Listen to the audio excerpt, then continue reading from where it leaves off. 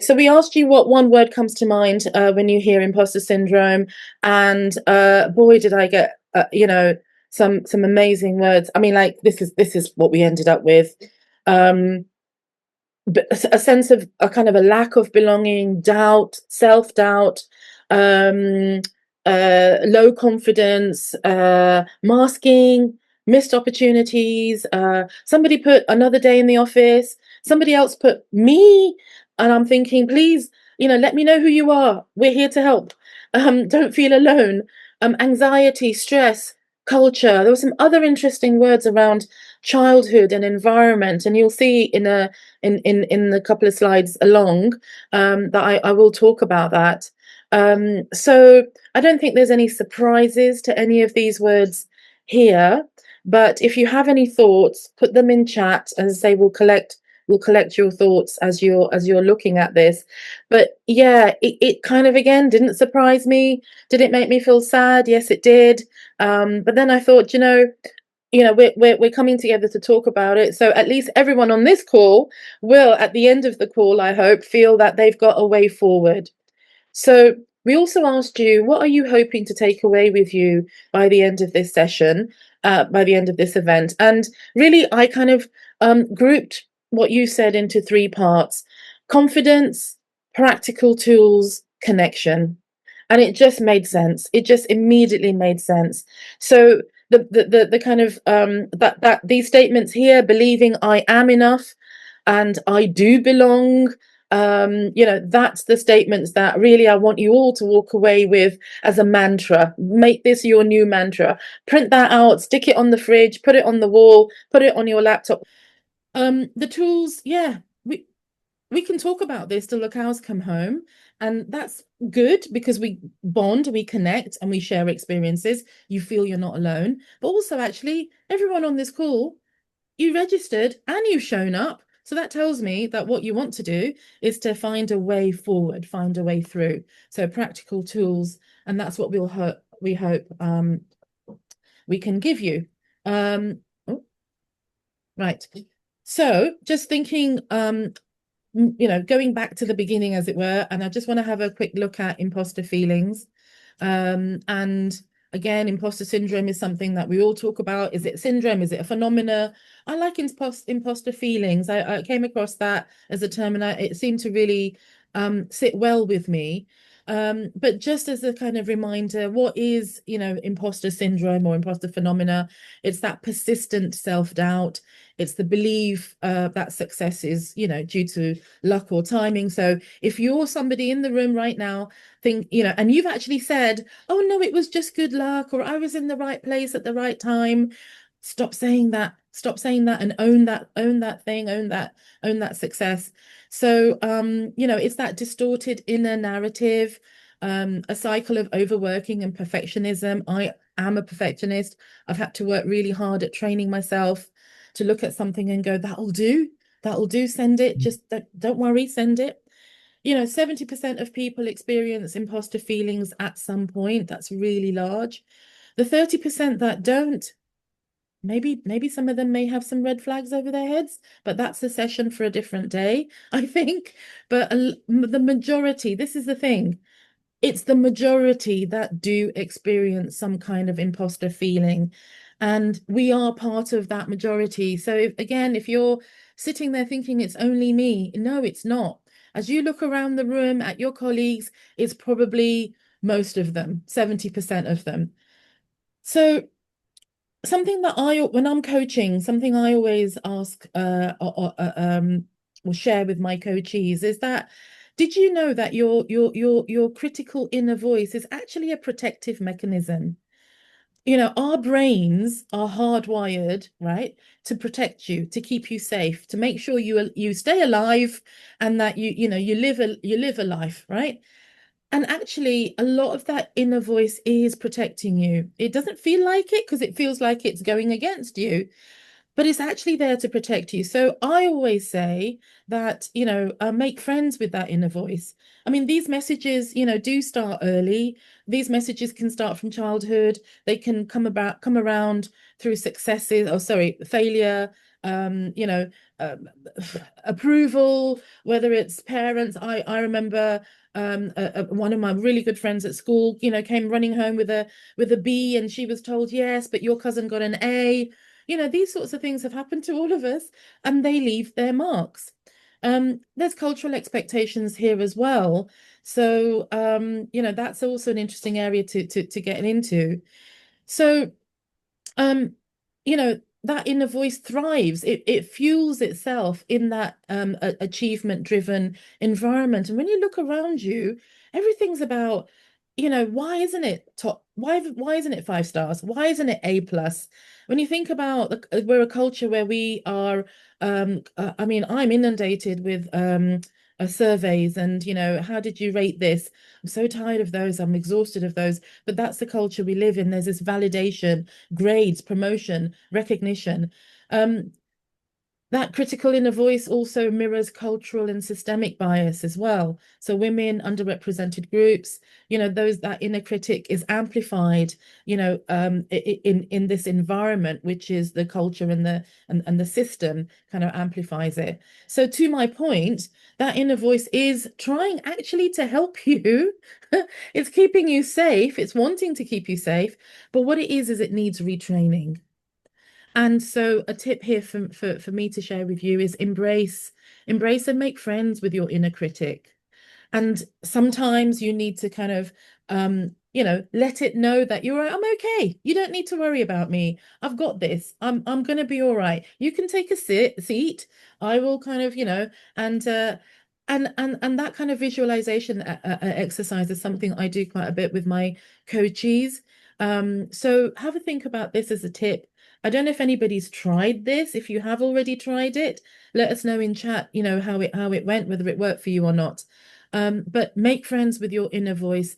It is your friend, actually. It's trying to protect you, although it doesn't sound like it. So this thing about the retraining is the hard work bit. That's the bit which is, okay, what tips and tricks can I use? So well, we'll look at those in a minute, but I wanted to spend a moment to think about, why does imposter feelings disproportionately affect women? And I've always said, before color, gender has always been my biggest hurdle. Color is there as well, and heritage and, religion and so on. But actually, before all of that, being a girl, being a woman has been for me the biggest hurdles, right from early ages when I couldn't do things maybe I wanted to do. I had to come in before my brother. I couldn't just go out by myself. At a particular age, having extended family, come and tell my family, oh, maybe you should stop the education because you don't want her to get too brainy and mouthy.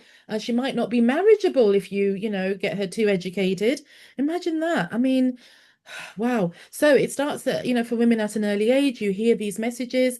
I certainly was listening to these messages being spoken about me in front of me. And the impact was that really I became this little sort of shell of a person, always worried about what people were going to say and what they were going to do, leave alone trying to go out and be who I really wanted to be. So yes, it does disproportionately affect women, sadly. Um, so environments that reward visibility and self-promotion can be a disadvantage.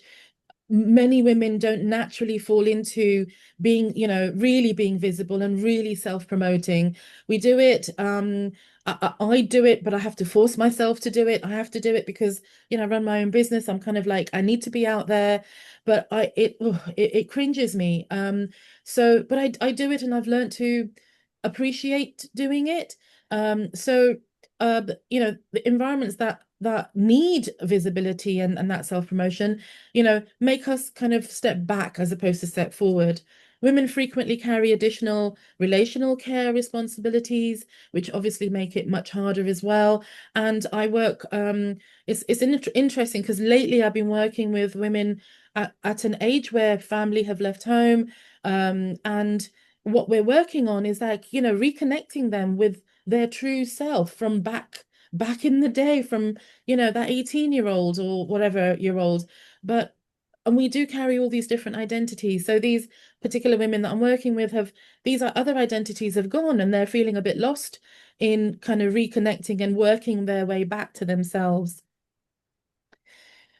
So that's just a little kind of background preamble there. And I wanted, so the title of today is that navigating confidence. And so I wanted to take some time now to look at confidence and competence. So in all of the what word one word, do you think of when you think about imposter feelings? Confidence and low confidence came through all the time. Belonging. So do I belong here? So there's a confidence issue and a competence issue. Like, do you feel not competent to be there? Do you, feel like you lack the ability in some way? You, me included. Okay.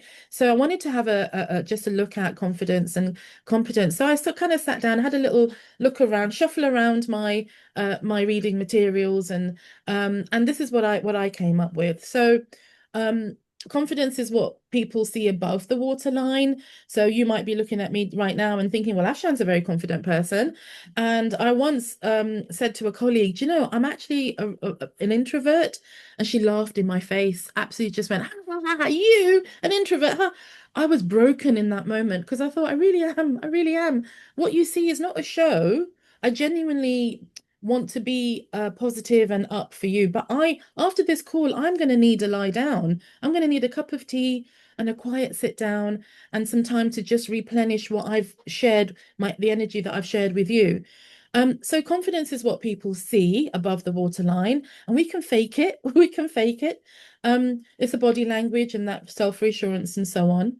Competence sits under the waterline, so skills, experience, knowledge, effort, preparation. You don't know how long Lolita and I and Gemma have taken to prepare this. We've, hours and hours have gone into this. Um, do we present as confidence? I hope confident. I hope we do. But we may not feel it. We may not feel it at all. So competence is everything you've worked for, everything you've learned and earned. Um, and it's that confidence bit is how we show up.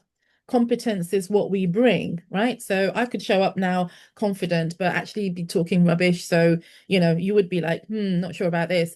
So, yeah, confidence is how we show up. Competence is what we bring. And where the two things balance is where you have the greatest impact. Okay. And I wondered if this little diagram here could also be something that you print out and put on a wall, because it's about that balance. You actually have, all of us have competence to do what we do in your fields. Um, the confidence may be wavering and lacking. So, what is it that we need to do to help you boost and bolster that confidence so that you can bring this balance, belief in your competence, which then feeds into the confidence bit, and so that you can kind of show up with the energy that you do want to show up with. Sometimes that takes practice. So it's about, is it working with somebody so that you can practice, or is it just a little bit of a nudge and an encouragement? So what is it that you need? So confidence is a practice, not a personality trait. It's something that, it has to be worked on. So not inherited, but built through action, a small step at a time. Strengthens when used, weakens, with neglect. So it is something that we've got to keep on working on, develops from evidence. So notice what you've done well. Celebrate your achievements. I had a call this morning and somebody said, oh, the person I was working with said, oh, it's such a tiny little step, but I'll mention it to you. It's a tiny little step. But it wasn't. It was a huge leap for this individual, thinking about where they were. This tiny little step that she took, actually a huge leap to where she is now. I was like, please, please celebrate that and acknowledge everything that went into this tiny little step. So celebrate what you've done well, no matter how tiny you think it is. Confidence is situational, it's not fixed. So make a note of, when do you feel really confident? At what points? And who's around you? Where are you? And what are those times when you don't feel confident? And who's involved? Or what are you doing? I think keeping a diary of those will be quite interesting. Collect that data if you can. I have put at the bottom there, fake it till you make it. Yes, do. When it comes to confidence, absolutely do. Have a think about that. So that was a real quick sort of preamble through that. I hope I didn't go too fast, but my intention was to just give you a few thoughts